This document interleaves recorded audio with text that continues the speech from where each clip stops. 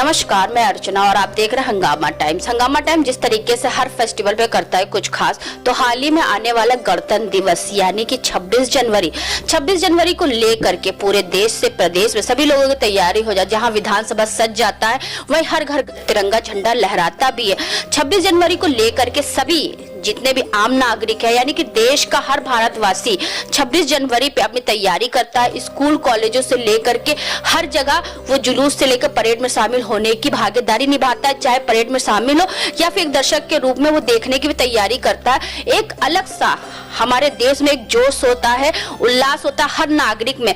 तो वैसे ही लखनऊ की कुछ खास शख्सियतों से हम लोग बात करते हैं हर 15 अगस्त को लेकर, 26 जनवरी को लेकर या कोई फेस्टिवल उसको लेकर के।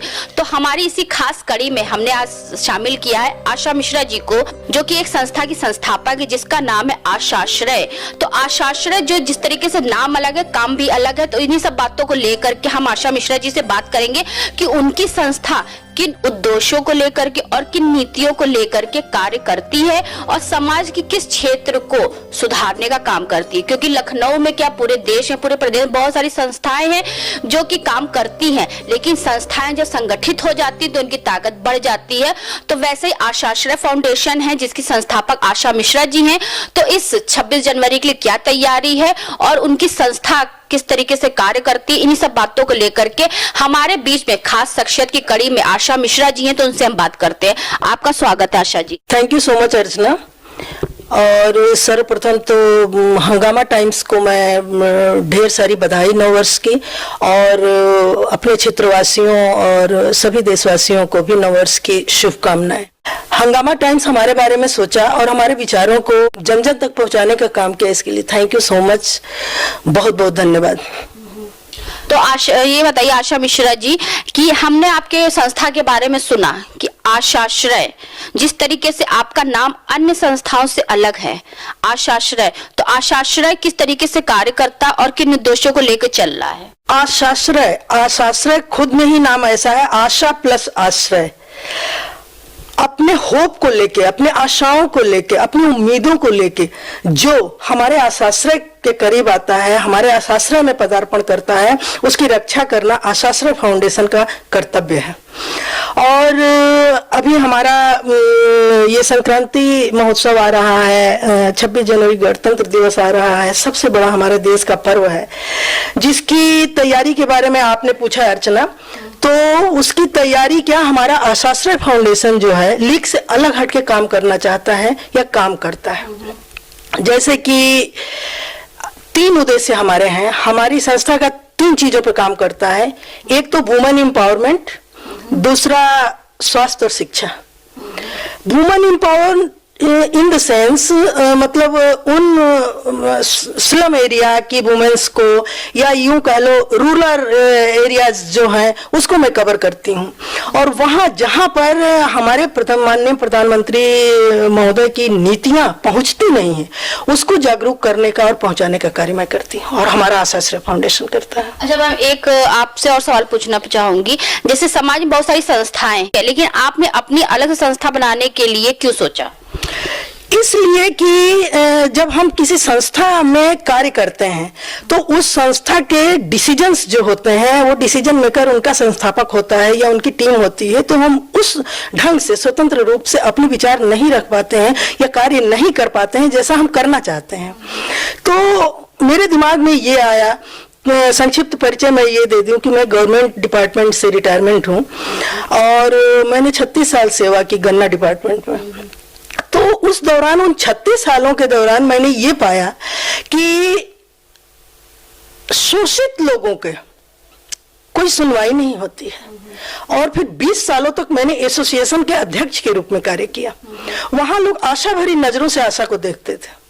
तो मेरे दिमाग में ये चीजें चलती रही, तब मैं यंग थी, तो ये चलती रही। तो 20 साल जब तक मैंने काम किया लोगों को न्याय दिलाने के लिए, मेरे दिमाग में ये चीजें रही कि आफ्टर रिटायरमेंट सेवा में रह के तो मैं नहीं कर सकती थी, इसलिए कि बहुत सारी लायबिलिटीज थी, घर की, ऑफिसेज की, तो नहीं कर सकती थी।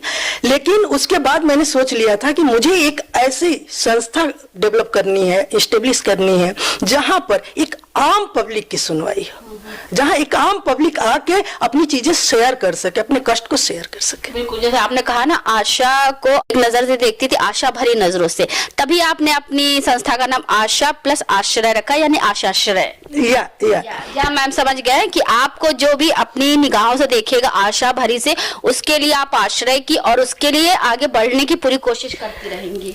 अर्चना, मैं बताऊं कि मैं अभी विगत दिनों में 2-4 गांवों में मैंने प्रोग्राम किया। जुलाई में प्रोग्राम किया, 15 अगस्त को। जरहरा एक गांव होता है, लखनऊ से रिलेटेड है। वहां जाके मुझे ऐसा लगा मैं क्या कर रही हूँ। वहां लोग बेसिक चीजों के लिए तरसते हैं, पानी के लिए, टॉयलेट के लिए, और जबकि हमारे माननीय प्रधानमंत्री जी की नीतियों में है कि जन जन और घर घर में टॉयलेट, शौचालय है और सारी चीजें हैं। तो मेरे दिमाग में एक स्ट्राइक हुआ कि आखिर हम कहाँ खड़े हैं। मैं ये नहीं कहती हूँ कि इनकी नीतियां गलत हैं, बट मैं कहती हूँ कि कहीं ना कहीं कुछ कमी तो है जो जनता तक वो चीजें नहीं पहुंच पा रही हैं। जिनको जरूरत है वहां तक वो जो है सुरक्षा और वहां पे वो चीज सुविधा नहीं पहुंच पा रही। आपके चैनल के माध्यम से मैं ये पहुंचाना चाहती हूँ माननीय प्रधानमंत्री जी को, माननीय अपने राज्य के माननीय मुख्यमंत्री जी को, कि जो भी समिति कमेटी जो ये इनको देखते हैं, जो नीतियां लागू होती हैं कि जन जन तक पहुंचना चाहिए, आखिरी पायदान तक पहुंचना चाहिए, वो नहीं पहुंच पा रही है। व्हाट्स द रीजन, क्या कारण है? तभी हम एक आम पब्लिक तक सुविधा पहुंचा पाएंगे। गैर सरकारी संगठन जो होते हैं और तमाम महिलाएं इसमें सराहनीय कार्य भी कर रही हैं, तमाम संस्थाएं हैं जो कार्य कर रही हैं, लेकिन मेरी समझ में नहीं आता है कि समस्या ज्यों की त्यों है, समस्या कम नहीं होती है। तो इस पर हमारा ध्यान होना चाहिए। बिल्कुल बिल्कुल। तो जैसे आपने 3 मुद्दे बताए अपने कि आपकी संस्था 3 मुद्दों पे कार्य करती है। पहला नारी सुरक्षा, दूसरा जो है आपने क्या बताया था मैम? Women empowerment. हाँ। जहाँ की वुमेन जानती नहीं है कि मतलब दुनिया क्या है एक्चुअली, उन महिलाओं को हमें एम्पावर्ड करना है। जो विकसित हैं उनको क्या हम विकास करेंगे। महिलाओं की दशा को सुधारने के लिए हेल्थ और शिक्षा, तो जैसे कि हमने भी अपने चैनल के माध्यम से ये चीज बहुत से लोगों से आग्रह किया, अगर देश की 2 चीजों पर से एक स्वास्थ्य और शिक्षा पे अच्छे से कार्य कर लिया जाए तो हमारी काफी स्थिति सुधार में आ जाएगी। तो स्वास्थ्य और शिक्षा पे क्या कार्य कर रहे हैं आप लोग? स्वास्थ्य और शिक्षा पे ये कर रहे हैं कि जैसे हॉस्पिटल में लोग एडमिट होने के लिए जाते हैं और बेड रहते हुए भी उनको बेड नहीं मिलता है, या एक आम पब्लिक की कहीं भी स्टैंडिंग नहीं है, वो कहीं भी खड़े नहीं हो सकते हैं। ऐसे कभी कभी हम लोगों ने, हमारी टीम ने सर्वे किया है हॉस्पिटल्स में जाके, तो वहां पर बरामदे में लोग पड़े हुए हैं और वो रिजर्व सीट है, रिजर्व बेड है। ये चीजें नहीं होनी चाहिए। आम पब्लिक भी वही चाहती है जो हमारे माननीय प्रधानमंत्री चाहते हैं, जितना कि हम टीवी में सुन पाते हैं। मैं अभी पर्सनली तो मिली नहीं हूँ, लेकिन जितना उनको सुन पाती हूँ, उनके विचारों को सुन पाती हूँ, तो मेरे दिल में होता है कि उनके इतने उत्तम विचार होने के बाद भी हमारी सोसाइटी की ये दशा है तो कष्ट होता है, और उसके लिए हम प्रयत्नशील हैं। हमारी टीम जाती है और सर्वे करती है, डॉक्टरों से मिलती है, हमारे कैंप्स लगते हैं, उसमें बीपी चेक और रक्तदान और ये सब शिविर लगा करते हैं, तो उसी पर हम काम करते हैं स्वास्थ्य को लेके। और दूसरा उद्देश्य क्या है आपका? गरीब बच्चे जो स्कूल नहीं जा पा रहे हैं उनके बारे में एक हम लिस्ट बनाते हैं। हम स्कूल जाते हैं कि आपके यहाँ एक आम बच्चे के लिए जो स्कूल नहीं जा पा रहे हैं, उसके लिए क्या कुछ सीट ऐसी है जो आप फी में या किसी चीज में आप कंसेशन दे सकते हैं, या क्या है? स्लम एरिया में जाते हैं, आपका बच्चा अगर जा रहा है तो सोफा सो गुड, नहीं जा रहा है तो क्यों नहीं जा रहा है, इन कारणों का पता लगाते हैं। और मुझसे, हमें कहीं से फंडिंग नहीं मिलती है, मुझसे जो भी बन पड़ता है मैं बच्चों को स्कूल भेजने का कार्य करती हूँ। बहुत अच्छा कार्य करती है, क्योंकि जब हमारे देश का बच्चा, हर बच्चा शिक्षित रहेगा तो हमारे देश की नींव वैसे ही मजबूत हो जाएगी। हाँ। तो मैम ये बताइए, तो आपके 3 उद्देश्य हो गए, इसके अलावा हम आपसे एक सवाल और करना चाहते हैं कि जो आपका आशाश्रय फाउंडेशन है, तो ये कितने सालों से वर्क कर रहा है? ये बेसिकली तो मैं 5 सालों से वर्क करती थी, लेकिन रजिस्ट्रेशन हमारा 1.5 साल पहले हुआ है, इसलिए कि डॉक्यूमेंटेशन बहुत जरूरी होता है। पहले हम अपने पेपर्स सही करें, और इस प्लेटफॉर्म को मजबूत करने के लिए लोकतांत्रिक व्यवस्था के तहत हमें अपना रजिस्ट्रेशन है, FCRA है, CSR फंड के लिए जो भी कार्रवाइयां उनकी होती, नीति आयोग है, पैन है, बैंक अकाउंट है, ये सारी चीजें मैंने कर ली है। चलिए अच्छी बात है मैम, जिस तरीके से आपने बताया 5 सालों से वर्क कर रही हैं, लेकिन 2 साल से 1.5 साल से आपका जो रजिस्ट्रेशन हुआ पेपर वर्क पूरा भी हो रहा है आपका। 1280 GB हमारा आ रहा है, जिसके तहत जो लोग भी हमको डोनेट करेंगे उनको 50% एग्जम्पशन मिलेगा उसमें आयकर में। चलिए अच्छी बात है। तो मैम एक समस्या और है जो आजकल बहुत बड़ी समस्या है, महंगाई। अगर महंगाई बढ़ती किसी भी क्षेत्र, चाहे पेट्रोल में बढ़े, चाहे बिजली में बढ़े, चाहे किसी खाने पीने वाली चीजों में बढ़े, जैसे आपने पहले अभी 6 महीने पहले 3 महीने पहले देखा था कि आपने देखा कि खाने पीने वाली चीजों पे GST लग गई, महंगाई बढ़ गया आपका। अभी हाल ही में बिजली का बिल भी बढ़ा है, तो महंगाई को लेकर के आपकी संस्था किस तरीके से कार्य करेगी? महंगाई को लेकर हमारी तो अपील ये है पूरे सोसाइटी में कि कुछ बुद्धिजीवी वर्ग जो कतराते हैं इन सब चीजों को, वो एक अपना एजेंडा बनाए और वो राज्य सुप्रीमो से मिले, हमारे माननीय मुख्यमंत्री जी से मिले, इसलिए कि सेंट्रल उनको वो करता है और वो हमको करते हैं, तो उनको मिले और बताएं कि हम किस तरीके से त्रस्त हैं। लेकिन नहीं, कोई ये थोड़ी है कि हम झंडा लेके सड़क पर ही उतरे। हमें टाइम टू टाइम अपने राज्यपाल महोदय से, अपने CM साहब से मिलना चाहिए, अपनी समस्याएं बताना। अहिंसावादी देश के हैं जहाँ पे गांधी जी ने अहिंसा आंदोलन शुरुआत करके इस देश को पूरी आजादी दिला दी, तो वही हिंसा नहीं करनी चाहिए। अहिंसा से आप बहुत सारी चीजें हम लोग प्राप्त भी कर सकते हैं। सबसे ज्यादा महंगाई की मार एक महिला पर ही पड़ती है, इसलिए कि उसे घर चलाना होता है, बच्चों की फीस से लेकर गैस सिलेंडर से लेकर और हर चीज। अभी हाल ही में आप देख लीजिए इलेक्ट्रिसिटी बिल बढ़ने वाला है, ऑलरेडी बढ़ चुका है, 725 पर हम दे ही रहे हैं। तो ये सारी चीजें, ये छोटी छोटी अलग बढ़ा हुआ था, तो वो सारी चीजें इंक्लूड करिए तो इतना व्यय भार बढ़ जाता है कि हम अपने पर्सनल चीजों में से, फ्रूट्स हैं, मिल्क है, ये सारी चीजों में से कटौतियां करते हैं, हम प्रॉपर डाइट तक नहीं ले पाते हैं। तो इसको संज्ञान में हमारे माननीय मुख्यमंत्री जी को लेना चाहिए और प्रधानमंत्री जी को लेना चाहिए। बिल्कुल बिल्कुल, क्योंकि देखिए हम लोग तो कोई फेस्टिवल में जो है मनाते, काफी अच्छे धूमधाम से मनाते, चाहे गणतंत्र दिवस हो चाहे 15 अगस्त हो, लेकिन सरकार को भी ये चीज सोचना चाहिए कि जनता के ऊपर जो महंगाई की मार पड़ रही है, तो जिससे आम जनता बहुत त्रस्त हो जाती है।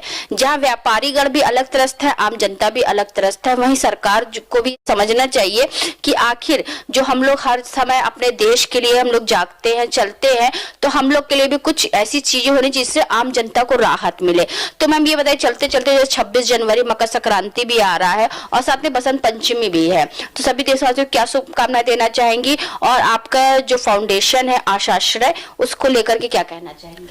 मेरा आशाश्रय फाउंडेशन अभी रिसेंटली मैं मकर संक्रांति पे तहरी भोज करने वाले हैं और वैसे एरिया में जाके जहाँ पे बच्चे कुछ अच्छा नहीं खा पाते हैं तो कुछ अच्छा सा मैं उनको बांटने वाली हूँ। कुछ क्लॉथ्स हैं जो उनके सारे एज ग्रुप को मैं वो डिस्ट्रीब्यूट करने वाली हूँ। रिसेंटली अभी 15-16 में ही मैं करने वाली हूँ। और गणतंत्र दिवस पर भी मैं सभी को शुभकामनाओं के साथ मैं ये भी अपील करना चाहती हूँ कि प्रत्येक देशवासी का ये कर्तव्य है कि अपनी संविधान की रक्षा करे।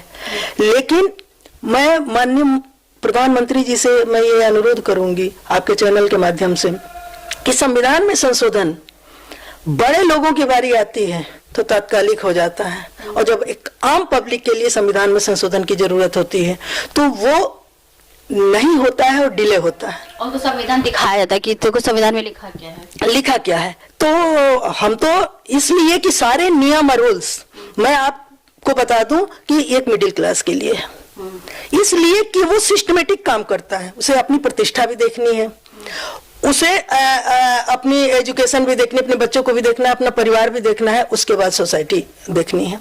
तो मेरे साथ ये था कि मैं अपने नैतिक दायित्वों को पूरा करने के बाद मैंने ये सोचा कि मेरे दिमाग में ये चलता था कि मैं सोसाइटी को क्या दे पा रही हूँ। तभी मैंने ये आशाश्रय फाउंडेशन का निर्माण किया, इसलिए कि सोसाइटी भी हमको बहुत कुछ दिया है। हाँ, समाज जो हमें देता है तो हमें लौटाना पड़ता है। और मैंने समय से ईश्वर की ऐसी अनुकंपा रही कि अपने नैतिक दायित्वों को मैंने पूरा कर लिया। तो हम पति और पत्नी और पूरा परिवार मतलब हमारे समर्थन में रहता है। बिना परिवार के शक्ति के समर्थन के आप कुछ नहीं कर सकते हो। तो इस मामले में मैं लकी हूँ कि मेरा पूरा परिवार हमारे साथ है और हम कुछ कर पा रहे हैं। तो मेरी कोशिश यही रहेगी कि जन जन तक ऑल इंडिया हमारा फाउंडेशन काम करता है और मेरा सिर्फ सपना ये है कि हमारे इंडिया के अंदर जितने भी राज्य हैं, सारे राज्य में आशाश्रय फाउंडेशन को लोग जाने और काम के लिए जाने। संविधान की आप रक्षा करिए, जहां पर भी हैं, कोई भी हिंसक कार्य ना करिए, कोई भी गलत काम ना करिए, करप्शन पर रोक लगाने की कोशिश करिए, इसलिए कि बूंद बूंद से तालाब बढ़ता है। जब हम सुधरेंगे देश सुधरेगा, तो हम आगे आएंगे ना उसको रोकने के लिए। तो यही शुभकामना है हमारी कि सभी लोग साथ मिलके और एक पहल करें, मुख्यमंत्री जी के पास भी जाएं, और गणतंत्र दिवस पे तो हम चाहेंगे कि कई एक संस्थाएं मिलके और चलें और उनसे अपनी गुहार लगाएं। जो महंगाई है, बेरोजगारी है, इस पर आप क्या कर रहे हैं, हम आपके साथ खड़े हैं, इसलिए कि हम मिलजुल के ही कुछ परिवर्तन कर सकते हैं। अर्चना, एक बात और बताना चाहते हैं, ये जो भी कार्य मैं कर रही हूँ वो डेडिकेट है मेरी मदर को। बहुत अच्छी बात है। इसलिए कि मेरी माँ शिक्षिका थी। आज जहां पर भी हूँ, जो भी कर पा रही हूँ, माँ के आशीर्वाद से कर पा रही हूँ। उसने स्टैंड लिया मुझे, मेरी बहुत कम उम्र में शादी हो गई थी, उसने स्टैंड लिया मुझे एजुकेशन देने का, मुझे ग्रेजुएशन कराया, उसके बाद सारी चीजें। तो मैं आज आभारी हूँ और उसी के आशीर्वाद से मैं कुछ भी कर पा रही हूँ। तो इसलिए ये समर्पित है सारा कार्य आशाश्रय फाउंडेशन का मेरी माँ को। बेटियों पे ये कहूंगी कि आए दिन आप देख रहे हो, अभी दिल्ली का केस देख लीजिए या पीछे उठा के सारा कुछ देख लीजिए। इसके लिए इन लचर कानून में बदलाव होना चाहिए। मेरा अनुरोध ये है, सख्त से सख्त कानून। जब सारे एविडेंस हमारे सामने आ जाते हैं तो क्यों फिर डिले क्यों होता है? फास्ट ट्रैक कानून भी लाया गया, फास्ट ट्रैक सब चीज करा गया, लेकिन तब भी निर्भया कांड को इतने साल लग गए। अगर उसकी मां ना खड़ी होती तो आज भी कहीं ना कहीं वो आजाद घूमते। एक और गुहार लगाना चाहेंगे अपने प्रधानमंत्री महोदय से कि ये जो सस्पेंशन की कार्यवाही है, नथिंग, इसलिए कि 36 साल मैं सेवा में रही और मैंने बखूबी देखा है कि सस्पेंशन कोई पनिशमेंट नहीं होता है। इसलिए कि आप टर्मिनेट करके देखो ना दोषियों को। 5 लोगों को अगर आप टर्मिनेट करते हो तो देखिए कैसी दहशत है। टर्मिनेशन एक ऐसी चीज है कि उसकी रोजी रोटी जाता है, परिवार प्रभावित होता है, उसके अंदर भय पैदा होता है। बिन भय होए न प्रीति कहा गया है रामायण में भी। तो मैं ये गुहार लगाना चाहूंगी कि सस्पेंशन के पचड़े से बाहर निकलिए और सस्पेंशन नहीं, चाहे पुलिस वाला हो चाहे आम पब्लिक, जो भी अपराध करे उसको सख्त से सख्त सजा मिले। धन्यवाद मैम। तो ये थी हमारे साथ में आशा मिश्रा जी, जो संस्थापक है आशाश्रय फाउंडेशन की, जिनकी विचारधारा आपने सुनी, क्योंकि उनका जो आशाश्रय फाउंडेशन है संस्था है तो वो 3 मुद्दों को लेकर कार्य करता है, महिला सुरक्षा और शिक्षा और स्वास्थ्य को लेकर के, और बच्चों को, जो ऐसे बच्चे हैं जिनके अंदर बहुत प्रतिभा है उनको शिक्षा देने का भी कार्य करती है। तो इस जो फेस्टिवल आपका आ रहा है, आपका जो मकर संक्रांति, और साथ में हमारा जो राष्ट्रीय पर्व आ रहा है गणतंत्र दिवस, तो उसको लेकर के उनकी एक अलग सी तैयारी है। वो बच्चों को जाके शिक्षा के क्षेत्र में आगे बढ़ाएंगी और खिचड़ी भोग के दिन सभी ऐसे जगह पे जाकर के लोगों को खिचड़ी भोग करवाएंगी, तहरी भोग करवाएंगी जहाँ पे उनको जरूरत है। क्योंकि हम लोग खिचड़ी भोग के लिए अपना एक जो है बैनर और पोस्टर लगा देते हैं और वहीं पे बांटते लोग खाते हैं, लेकिन ऐसी जो संस्था होती है जो जा करके जहाँ पे जरूरत है उन जरूरतमंदों तक उन जरूरत को पहुंचाती है। ऐसे आशाश्रय फाउंडेशन कार्य करता है कि कोई जरूरतमंद उनके तक ना आए, वो खुद पहुंचती है उनके तक जाकर के, चाहे स्वास्थ्य हो चाहे शिक्षा का हो चाहे जिस क्षेत्र में वो कार्य करती है। तो ऐसे हम लोग हर फेस्टिवल में करते हैं कुछ खास। तो हाल ही में आने वाला हमारा गणतंत्र दिवस, तो उस पर भी हमारे हंगामा टाइम्स की खास तैयारी है। ऐसे आप बने रहिएगा और लखनऊ की खास शख्सियतों से हम आपको मिलवाएंगे कि इस गणतंत्र दिवस पे क्या वो शुभकामनाएं दे रहे हैं। तो इसी के साथ मैं अर्चना आपसे इजाजत लेना चाहूंगी। धन्यवाद, बने रहिएगा हंगामा टाइम न्यूज चैनल के साथ।